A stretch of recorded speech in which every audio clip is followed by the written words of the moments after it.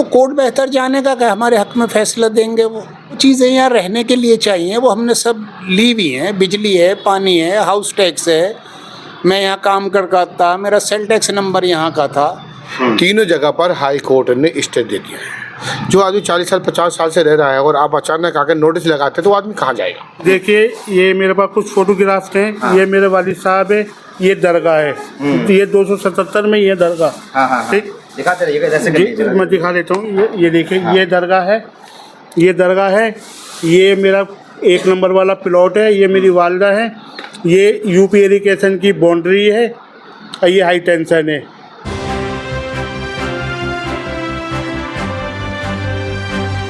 मैं एम नफीस रशीद, आप देख रहे हैं भारत न्यूज़ 247। लगातार बने रहें। जिस तरह से ओखला को लेकर पूरी तरह से अफवाहें भी उड़ी हैं, नोटिस लाए हैं वो बात अलग है, निशान लगाए गए हैं वो बात अलग है। सिंचाई विभाग ने जिस तरह से कोर कसर छोड़ी है, क्योंकि पढ़ जानकारी मैंने भी ले ली है, ख़ास करके आप लोग जो देख रहे हैं वो यूट्यूब मीडिया पर देख रहे हैं।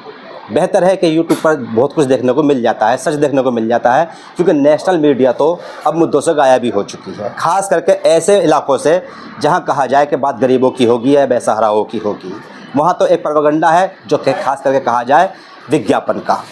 पर जैसे जैसे हम आगे बढ़ते हैं तो सोशल मीडिया पर सच भी देखने को मिलता है। ओखला को लेकर बहुत सारी भ्रांतियाँ फैलाई गई हैं। उन सभी भ्रांतियों को मैं थोड़ा दूर करने की कोशिश करूँगा कि जिस तरह से सोशल मीडिया पर छोटे छोटे शॉर्ट वीडियो बनाकर एक तरह से मुंह चढ़ाने वाली बात भी हो रही है। ये नहीं देखा जा रहा है कि लगेगी आग तो सभी के आएंगे घर जद में। बात ये हो रही है कि कुछ मुसलमानों के घर तोड़े जा रहे हैं। बहुत सारे वीडियो इस तरह से वायरल किए गए हैं कि अब मुसलमानों को सबक मिलने वाला है। बाबा का बिल्डोज़र आने वाला है, दिल्ली में बाबा का बिल्डोज़र। हालांकि माना कि उत्तर प्रदेश की ज़मीन थोड़ी सी ओखला में है, और ऐसा ओखला में नहीं है, बहुत बड़े दिल्ली क्षेत्र में है, जैसे खुरेजी भी होता है और यहाँ तक के लक्ष्मी नगर भी होता है, शकरपुर व आसपास में यूँ कहा जाए कि भजनपुरा और गोंडा में भी होता है कि कई जगह पर अलग अलग तरीके से ज़मीनें थोड़ी थोड़ी आती हैं। सिंचाई विभाग एक बहुत बड़ा महकमा है और उसकी ज़मीनें पानी को लेकर हो जाता है। पर बात ये आती है कि जिस तरह से यहाँ पर नोटिस आए हैं और नोटिस आने के बाद में प्रोपेगेंडा रचा गया है, उसकी सच्चाई क्या, पहले वो जान लेते हैं। सर, जानना यह था कि आप लोग कब से रह रहे हैं और जिस तरह से यहाँ मीडिया वाले आए, क्या आप लोग सबसे बात कर पा रहे हैं? आज तो टाइम देना पड़ रहा है, क्योंकि अब से पहले तो हम अपने काम में बिजी थे। लेकिन लोग बात कह रहे हैं जी कि जो आप अपना पक्ष नहीं रखोगे तो बात आगे कैसे बढ़ेगी। क्योंकि जो लोग कुछ आप जैसे रिपोर्टर है वो वहाँ गए थे यूपी इरिगेशन में, तो वो कह रहे हैं जी हमने उनका पक्ष जान लिया है, हम आपसे बात करने आए। तो आज हमने कुछ लोगों को अपनी बात कही है, जो उन्होंने सवाल पूछे उसका जवाब दिया है। सर, ये जानना यही था कि जिस तरह से आप लोग यहाँ रह रहे हो, ये तो हम जान ही चुके हैं, क्योंकि बातों को घुमाने से ज़्यादा बेहतर नहीं होता है कि 60-70 साल आप लोगों को यहाँ रहते हुए हो गए। पर ये मामला उठा क्यों? क्या किसी की कंप्लेंट थी या कोई ऐसा आदमी आया सामने जिसने के भाई कहा जाता है कि भ्रष्टाचार किया हो या घूस खाई हो या आप लोगों को परेशान करने के लिए कोई षड्यंत्र रचा हो? इस तरह का तो कोई मामला है नहीं कि किसी व्यक्ति की वजह से ये काम हुआ है। हाँ। ये तो प्रशासन के यूपी इरिगेशन वालों ने हमारे पड़ोसियों पे 90, 92, 93 से कुछ केस रजिस्टर्ड कराए थे। कोर्ट में केस चले थे, वो लोअर कोर्ट से हार गए, फिर उन्होंने अप्लाई हाई कोर्ट में करी, तो वहाँ भी वो अपनी ज़मीन साबित नहीं कर पाए इसको। कम से कम 10 फैमिली हैं वो, तो केस हार गए। कागज़ है मेरे पास, 4 के नाम तो इसमें लिखे हुए हैं, और अगर ज़रूरत होगी तो मैं और अरेंज कर लूँगा। फिर भी जानना चाह रहा था हाजी कि जिस तरह से ये सब अचानक घूमा है, तो आप लोगों ने कुछ तैयारी की है, जैसे स्टे लेने की बात होती है? बिल्कुल, हम नेक्स्ट डे से हम अपने, क्योंकि हम वो लोग जब आए थे यहाँ कह गए थे कि अगर जो कुछ आपको हमसे बात करनी है तो आप हमारे ऑफिस आइए।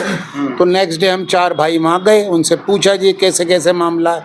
कहला ये हमारी ज़मीन है, हमने उस पर नोटिस लगा दिया है, आप इसे 15 दिन में खाली कर दें। मैंने भी कोई और रास्ता हो अगर जो आप इस किसी गलत फहमी में हो तो चले, नहीं जी आप कोर्ट जाओ।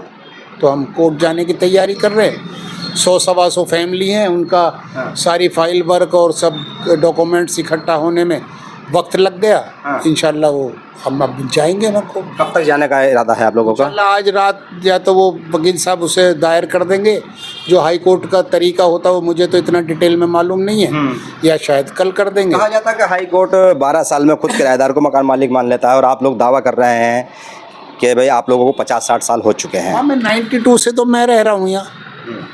अब इसका मतलब 33 साल हो गए शायद। क्या उम्मीद है?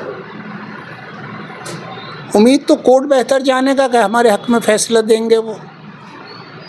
डॉक्यूमेंट्स की बात आती है, डॉक्यूमेंट्स के साथ साथ ये भी आता है कि भाई बिजली का मीटर लगा है, पानी है, ये सब चीज़ें आपके पास में हैं? जो चीज़ें यहाँ रहने के लिए चाहिए वो हमने सब ली हुई हैं। बिजली है, पानी है, हाउस टैक्स है, मैं यहाँ काम करता था, मेरा सेल टैक्स नंबर यहाँ का था, 3 फेस मीटर भी मेरे पास इंडस्ट्री उसका लगा हुआ है काम करने के लिए, वो अब भी लगा हुआ है मेरे नाम से। फिर भी जी खरीद फरोख्त हुई है, जैसे कि भाई 50-60 साल के अंदर दुकानें बिकी हों, घर बिके हों? ये जिसको अगर यहाँ उसका गुजारा नहीं हो रहा या भाई वो ज़्यादा हैं, उनके लिए जगह कम पड़ गई है, तो वो यहाँ से बेच गए, उन्होंने जाके अलग ले लिए।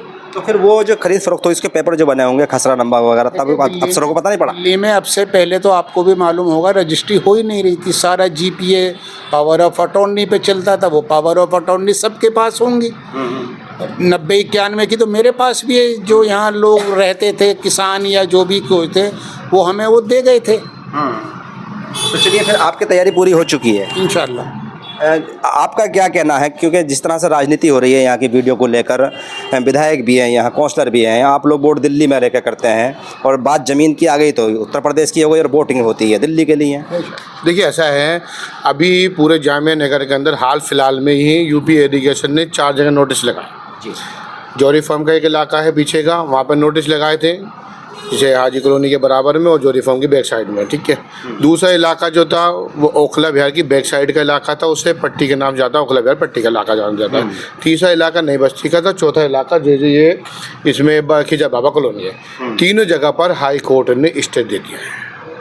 यहाँ पे भी हाई कोर्ट पे पूरा भरोसा है, कोर्ट पर यहाँ पे भी स्टे होगा। जब आदमी 4-4, 5-5, 40-40, 50-50, 60-60 साल से, अब जैसे आप बात करेंगे तो 70-80 साल से रह रहे हैं, जब अभी अगले नंबर आएगा, जो आदमी 40 साल 50 साल से रह रहा है और आप अचानक आकर नोटिस लगाते हैं तो वो आदमी कहाँ जाएगा?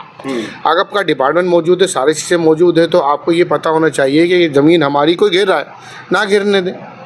30-40 साल के बाद में अगर 2 भाइयों का झगड़ा अगर आपस में होता है तो वो कहाँ जाते हैं? कोर्ट जाते हैं ना। जब ये नोटिस लगाने यहाँ पर आए थे तो लोगों ने सिर्फ एक सवाल पैदा किया था कि नोटिस क्या कोई ऑर्डर है आपके पास? कि नहीं, हमारे पास ऑर्डर नहीं है, हमारी ज़मीन है इसलिए हम नोटिस लगाए। उसके बावजूद भी इलाके के लोगों ने, किसी ने कोई एतराज़ नहीं किया और नोटिस लगे। सब लोग हाई कोर्ट जा रहे हैं, हाई कोर्ट से राहत मिलेगी, क्योंकि हाई कोर्ट से राहत इसलिए मिलेगी, एक ही खसरा नंबर में एक ही इलाके में कुछ मकान ऐसे हैं जहाँ पर वो केस कोर्ट से जीते हुए हैं, उनके मकानों पे नोटिस भी नहीं लगाया। आप जाके देखिए, उनके मकानों पे नोटिस भी नहीं लगाए। बाकायदा लिस्ट थी उनके पास, खसरा नंबर 277 के अंदर ये कुछ मकान है जो इन पे हम नोटिस नहीं लगाएंगे। एक मकान ऐसा था जिसमें नोटिस इन्होंने लगाया था, जब वो अपने पेपर दिखाए तो उस मकान से भी नोटिस हटा दिया गया था। एक इलाका, एक एरिया, एक स्पेस, एक खसरा नंबर, चंद पे लग रहा है, चंद पे नहीं लग रहा, तो ये कहीं ना कहीं, क्योंकि जिन पे नोटिस लगाया था पहले, इन पे पहली बार लगाया, जिन पे पहले नोटिस लगाया था वो केस जीत चुके हैं। यूपी इरिगेशन अपना मालिकाना हक सब साबित ही नहीं कर पाई कि हमारी ज़मीन है, तो इसलिए उनके मकानों पे ना नोटिस लगे, ना उनके मकानों के डेमोलिशन का किसी तरह कोई आदेश आया। तो आप उन लोगों से बात कर चुके हैं जो लोग पहले केस जीत चुके हैं कि भाई आप? ये पेपर उन्हीं के जो अभी दिखाए थे नहीं, ये पेपर उन्हीं के हैं। ये पेपर उन्हें जो जीत चुके हैं वो पेपर उन्हीं के हैं। एक ही इलाके, एक ही खसरा नंबर पे केस जीत चुके हैं और वो यूपी इरिगेशन साबित ही नहीं कर पाए हमारी ज़मीन है। जो जिस खसरा नंबर में जो नोटिस लगाए उस खसरा नंबर में वो साबित ही नहीं कर पाए वो हमारी ज़मीन है। तो कैसे साबित करेंगे? क्योंकि एक छोटा सा जो इलाका है, खसरा नंबर जो है, तो उस खसरा नंबर में कुछ मकान ऐसे, तो ये कहते हैं, बताए जाते हैं। हाँ, वो ये कहते हैं 135 से 50 दुकानें में, वो ये कहते हैं कि हमने कभी पहले बार नोटिस दिया। जिन लोगों को नोटिस दिया वो कोर्ट पहुंच गए, उन्हें राहत मिल गई। पहली बार यहाँ भी नोटिस दिया, 40-50 साल के बाद अचानक पता लगा इन्हें हमारी ज़मीन है। तो यहाँ भी पहले किसी को नोटिस नहीं आया, कुछ नहीं आया, तो कोई लड़ाई भी नहीं? नोटिस सब लगे, इससे पहले कभी नोटिस नहीं लगे, पहली बार नोटिस लगे। और उन डिपार्टमेंट के लोगों से किसी ने कुछ भी नहीं कहा आप नोटिस लगाना है फोर्स के साथ। अकेले एक अधिकारी भी आता तब भी कोई दिक्कत नहीं, सो आएंगे तब भी कोई दिक्कत नहीं, आप नोटिस लगाइए। ये कानून का काम है, कोर्ट का काम है, कोर्ट अपने हिसाब से काम करे, कोर्ट पर पूरा भरोसा है।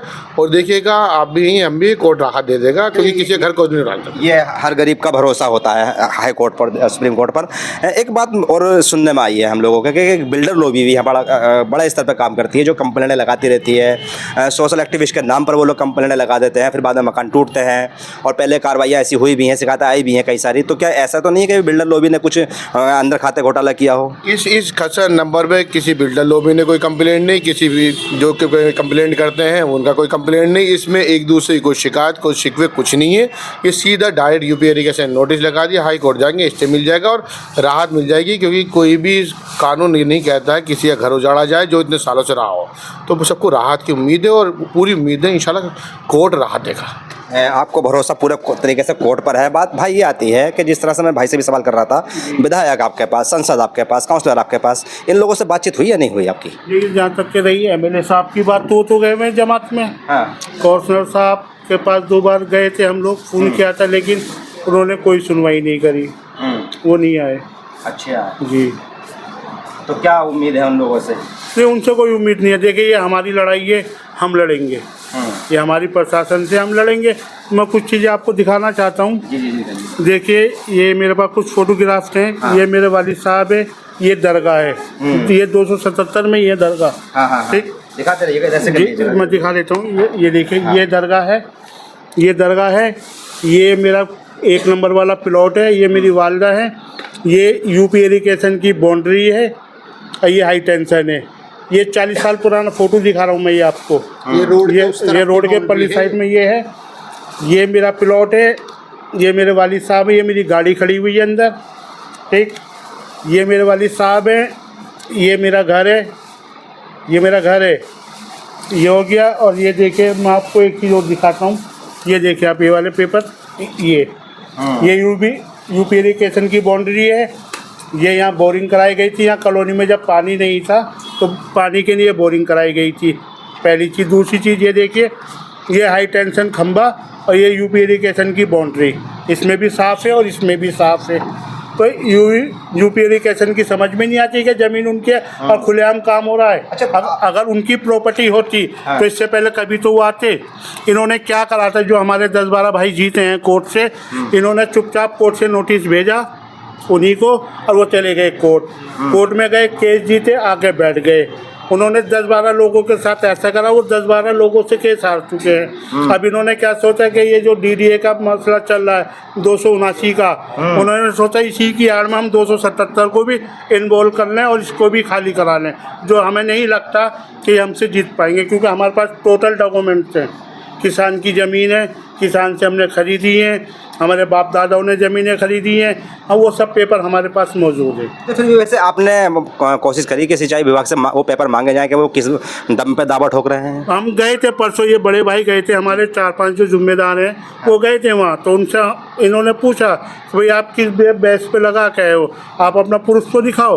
उन्होंने बोला हम आपको कुछ नहीं दिखाएंगे, आप लोग कोर्ट चले जाओ, हम कोर्ट में पेश करेंगे।